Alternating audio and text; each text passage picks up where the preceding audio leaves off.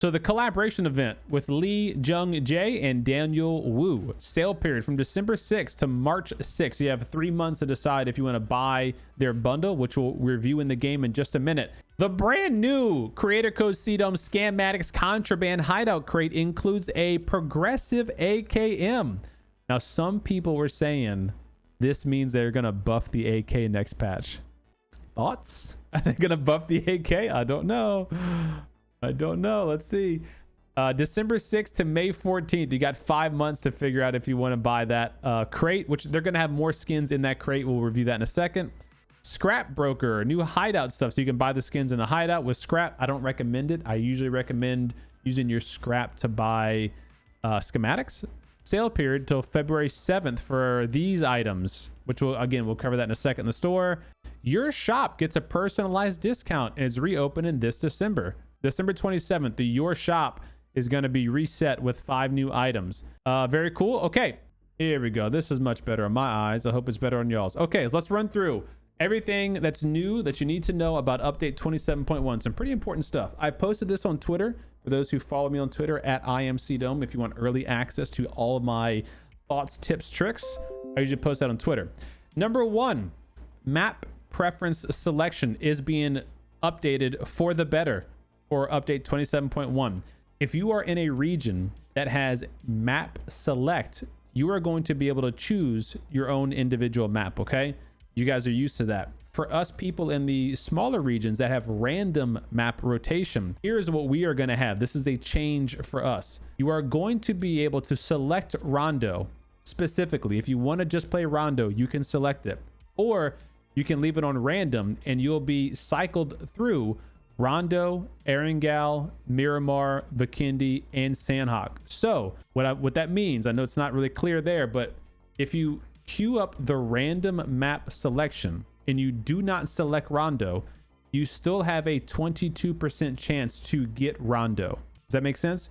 If you only want to play Rondo, you have to select Rondo and you'll be only playing Rondo. Your match queue time might take a little bit longer, but if you put it on random, you will still potentially play Rondo at 22% chance for all the big maps, but you also will have the possibility to play Rondo, Erangel, Miramar, Vikindi, and Sandhawk. So that's going to change every week, all right?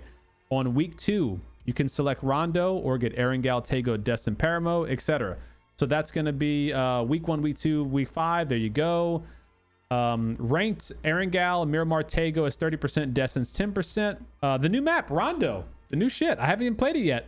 Brand new 8x8, max 100 players, weather mode, sunny and sunset, ascenders, the zip, fuel pumps, and recall system are all available. The recall system did get a change for update 21. That Night City looks dope. Can't wait to get in there and play it. The new menu, we just covered that. We're not going to go over all this stuff. This is like map POIs. I'll do a whole different video covering all that. Looking for the update changes. New features. The starting plane has changed. So you see on this map, you're going to have 2 potential starting planes sometimes. So like on Tego, sometimes the map starts and the plane is crashing down and everyone has to jump out early. The same things that happen on Rondo. Sometimes 2 planes will start and you'll cross paths. You will randomly be put on one of the 2 planes. If you're in a team game mode, your teammates will be put on the same plane with you. But the game determines which plane you go on. You can still jump out whenever you want. The idea is that it kind of shakes up the beginning stages of the game and maybe spreads out the heat map, the PUBG heat map, where players are more likely to be found, okay? Destructible bamboo. The bamboo forest is a small area in the map. It's destructible via a number of ways. Vehicles, explosives, and certain melee weapons like machetes. The very, very thin, small bamboo is not destructible, though. I don't know what it looks like in the game, but they do say certain bamboos, very thin ones, are indestructible, okay? The escalators are kind of strewn about the map. These are movable platforms that you can ride on. If you go in the direction of the escalator, you're going to run a little extra fast. If you go in the opposite direction of the escalator, it's going to feel like you're running slower. Objects interact with this. So if you throw like a C4, the C4 beep, beep, beep, it'll go all the way over there, okay? So kind of cool, little neat little thing.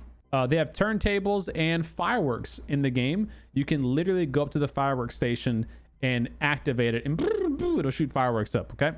The new weapon, the JS9 submachine gun, the 9mm submachine gun, is going to be a banger. It's a single and full auto 9mm, 34 damage per bullet, 200 meters effective range, 400 meters per second muzzle velocity. That's fast. 900 RPM rate of fire. That's incredibly fast. Incredibly fast. The MG3 on its highest setting is like 990 RPM. This is going to... it can take all SMG attachments, all magazine attachments. It cannot take a grip, though. It looks like it has a kind of standard stock grip, so it can't take that. And it cannot take a stock either. Interesting. Okay. Interesting. It can have up to a 6x. Surprise, it's a world spawn and only available in Rondo. Wacky Jackie tweeted out a couple things. Have you gotten to play the map at all yet? Not yet. We have not played it yet. He tweeted out a little thing about the JS9. So he did say he made an error. Did he delete the tweet? Oh, he might have deleted the tweet. Shoot, because it had an error involved. Long story short, Wacky did a quick little synopsis of the JS9 with his new website that he made that has all the data numbers for damages and stuff. And he showed that the JS9 was slightly worse than the P90, the crate SMG. Slightly worse than the P90. So we'll do a full dive breakdown on that later. But essentially, just know that it's going to be a dominant weapon when you play Rondo. Very similar to when you play Destin. The MP9 is a dominant weapon. Okay, what else? The stun gun. This was interesting. This one was interesting. The stun gun, you can only use it 3 times. Anytime you pick it up, you only have 3 shots. The stun gun has 3 uses, and then you automatically drop it. You pick it up, you shoot, you can shoot it 3 times, you drop it. A little odd, but what's even more odd to me is how it interacts with the player. My boy Blitz5 tweeted out a little gameplay of it this morning. Take a look. The new stun gun. This is what it looks like in game. Look at this. You have 3 uses, and then after it's used, you immediately drop the stun gun, which is why there's so many here. When you shoot somebody, this is what it looks like. They're stunned. So that guy is stunned.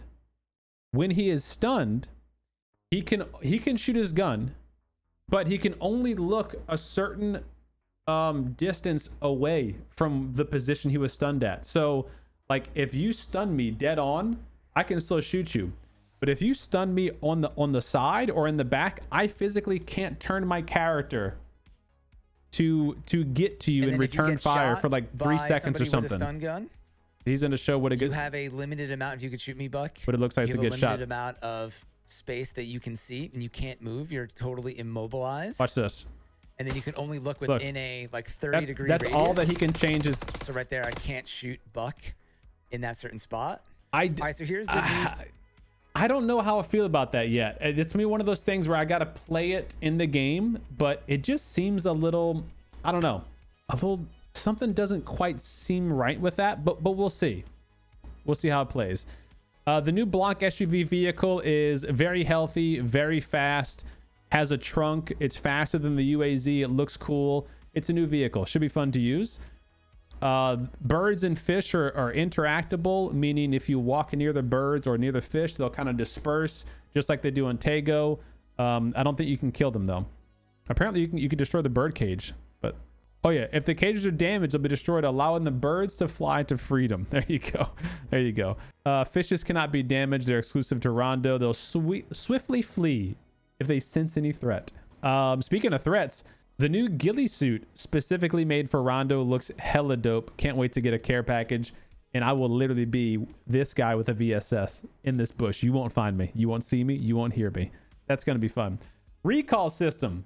I was so happy when I saw this, but alas, wasn't exactly what I was looking for. So in an effort to reduce or minimize the hardships of stealing enemies' blue chips, they added a 2.5 second casting time when looting an enemy's blue chip. So if you're on an enemy's box and you want to snag their blue chip to deny it from their teammate, there's a 2.5 second delay, an animation delay of some sort, of when you can pick it up.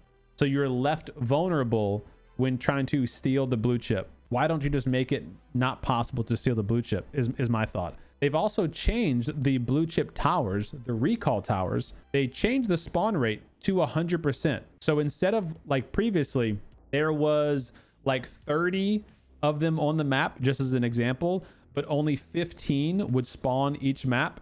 Now there's only going to be like 20 on the map, but all 20 spawn all the time. So there's no more like, where is it going to spawn at? Where it's always going to spawn where it spawns. There's just going to be less of them total, if that makes sense. The blue chip transmitter, the spawn of the blue chip transmitter has been increased. So that's the item that you pick up and you can call in your buddy right on the spot. Instead of having to go find the tower, you're going to find more of those blue chip transmitters in the game. And I do not think that's a Rondo exclusive. I think that's a PUBG total change. This is a good direction change, but I don't understand why this change is such baby steps. I mean, I know why. It's because the Asia market doesn't want respawn, which they've already told us. But it just seems such like a half-assed measure to do the recall system properly. It's still not on all the maps. Vikindi and Tago still have the comeback BR, which is silly. Sandhawk, Paramo, Karakin don't have any. And, you know, this doesn't really solve the problem of the recall system where it takes so long to get called back anyway. New clan features. So they added a clan training mode, which is kind of neat. So you can join with up to 32 players of your clan specifically and join the clan training area and just whatever, mess around or train with certain 1v1s and weapons and that kind of stuff. It's pretty cool. Quality of life change is what we got. Oh, this is actually, this is a good one here. I didn't see anyone talk about this yet. This is a good one. When you queue up into matchmaking, you know, sometimes you can be waiting for a minute, two or 3 minutes to find a match. You can actually customize and change your character's clothes and weapon skins during that time, whereas previously you couldn't make any changes. So that's cool. Nice little quality of life. What else? A message will encourage party members to switch to a ready state when at least one party member is ready. Oh, so instead you'd be like, hey, ready up, dum-dum. The game's going to tell your buddy, hey, ready up, dum-dum. That's cool. Party members will retain their status after making perspective check. Okay, gotcha. That's good. Now the party member who cancels matchmaking will have their ready state canceled. Okay. It's a bunch of ready state issues. Very good. You can now use a hotkey F to ready or begin matchmaking. Okay. Survivor Pass Rondo. We're going to go over everything that's in the Survivor Pass in just a minute. But basically a bunch of new skins. The workshop system has new skins added. All these deadly dollhouse skins. All of the skins from the Survivor Pass Splash Royale and the Nightmare Carnage have been added. And the new artisan crafting tokens have these two new skins added. Very Mad Max-esque looking skins. So we'll be checking those out here in just a few minutes. Some performance changes, UI changes, some bug fixes. What we got? Characters shaking. Fix an issue where the sound of a smoke grenade played longer than the smoke effect. Okay, that's a good fix. And then some skin clipping stuff. All right, so there you go. So that's everything you need to know in the PUBG patch notes for update 27.121.